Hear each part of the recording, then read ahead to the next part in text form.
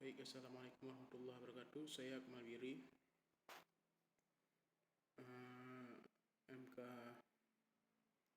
Sistem Transmisi Tenaga Listrik. Saya akan membahas tentang apa yang saya mengerti dari MK ini ya.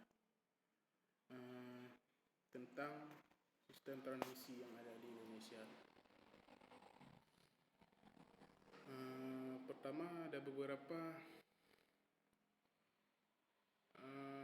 pembangkit listrik adalah bagian dari alat industri yang biasa dipakai untuk memproduksi lalu membangkitkan tenaga listrik dari sumber-sumber tertentu yang ada di bumi.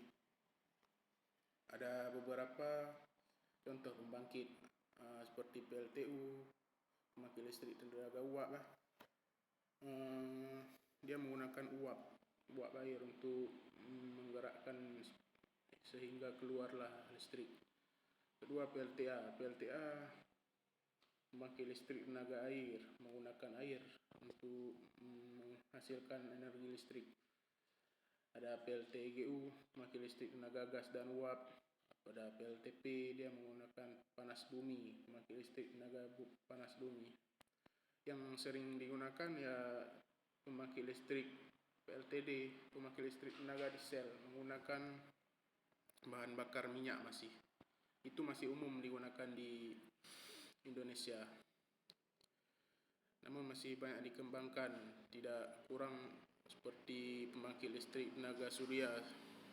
Seperti lampu jalan itu sudah menggunakan pembangkit listrik tenaga surya atau panas matahari. Dia menyimpan menggunakan baterai. Pembangkit listrik tenaga surya ini, dia disimpan matahari lalu disimpan ke baterai untuk dipakai ketika malam arus listriknya, sehingga dapat menerangi lampu-lampu yang ada di jalan. Ada juga pembangkit listrik tenaga ombak, menggunakan ombak, tapi di Indonesia belum ada. Udah ada, tapi lagi dikembangkan. Ada juga PLTG, pembangkit listrik tenaga gas, menggunakan gas untuk menghasilkan energi listrik. Ada juga pembangkit listrik tenaga sampah, menggunakan sampah untuk menghasilkan energi listrik. Ada juga pembangkit listrik tenaga nuklir, menggunakan nuklir agar dapat menghasilkan energi listrik. Pembangkit listrik tenaga pasang surut, menggunakan pasang surut air laut untuk menghasilkan energi listrik. Namun yang lumrah digunakan di Indonesia ya tenaga listrik diesel, pembangkit listrik tenaga diesel. Seperti di Aceh masih menggunakan pembangkit listrik tenaga diesel.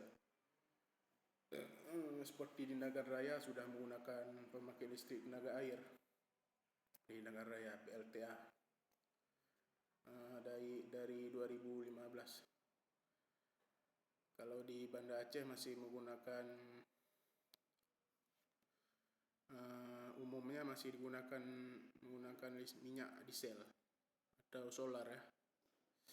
Saluran transmisi merupakan proses penyaluran tenaga listrik dari pembangkit tenaga listrik hingga saluran distribusi listrik, sehingga dapat disalurkan ke para konsumen atau pemakai seperti kita. Saluran udara, ada beberapa klasifikasi tegangan transmisi dengan saluran udara. Dia biasa dibagi dari tegangan tinggi sampai ke tegangan ke konsumen. Ada saluran subtet, saluran udara tegangan ekstra tinggi. Dia bertegangan 200 kV sampai 500 kV. Ada juga saluran udara tegangan tinggi SUTT. Dia lebih rendah dari subtet, tegangannya 30 kV sampai dengan 150 volt. Itu tegangan tinggi. Kalau subtet itu tegangannya ekstra tinggi, 2 kali lebih tinggi dari SUTT.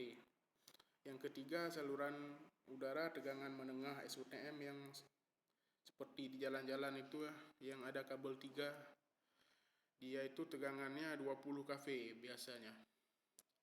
Yang keempat, yang paling rendah SUTR, saluran udara tegangan rendah.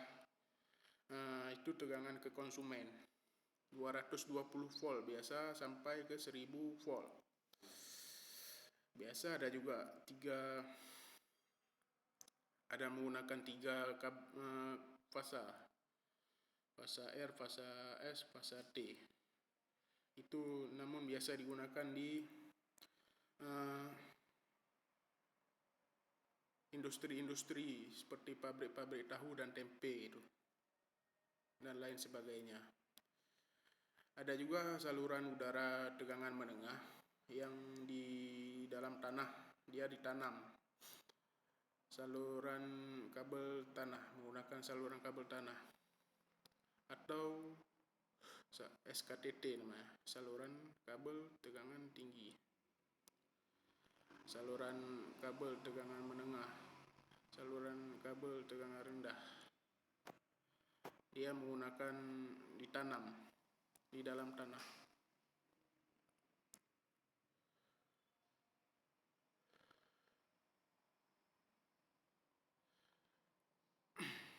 Baik, hanya segitu saja yang saya mengerti dari saluran transmisi ini, sehingga sampailah kepada konsumen.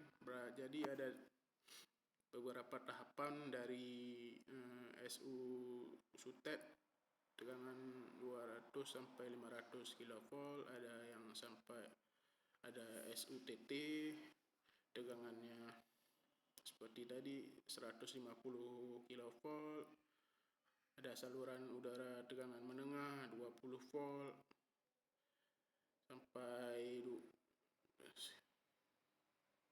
6 kV sampai 20 kV, sehingga sampailah kepada konsumen, yaitu tegangan rendah 220 volt yang biasa kita gunakan.